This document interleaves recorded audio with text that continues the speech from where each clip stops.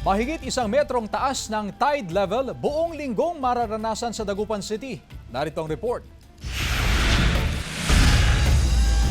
Simula kahapon, July 20, nararanasan na ang higit 1 metrong taas ng tide level sa Dagupan City at magtatagal ito hanggang sa Lunes sa susunod na linggo, July 28. Kaya ang nararanasang baha sa lungsod na dulot ng ulang dala ng habagat, maaaring palalain pa ng high tide. Nasa 1.23 meters ang average na tide level sa buong linggo.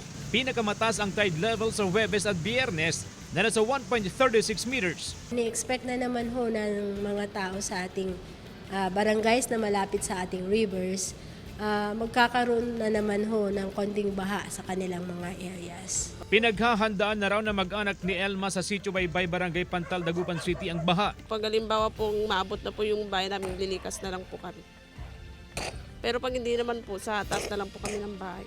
Malapit lang sa ilog ang bahay ni na Elma. Bagamat sanay na raw sa baha, nararamdaman pa rin daw nila ang perwisyong dulot nito sa kanila. Sobrang hirap po, lalo na po pag may gusto ka pong bilhin, hindi ka po makakapunta agad kasi baha po.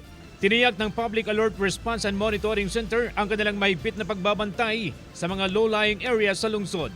CJ Torida, One North, Central Luzon.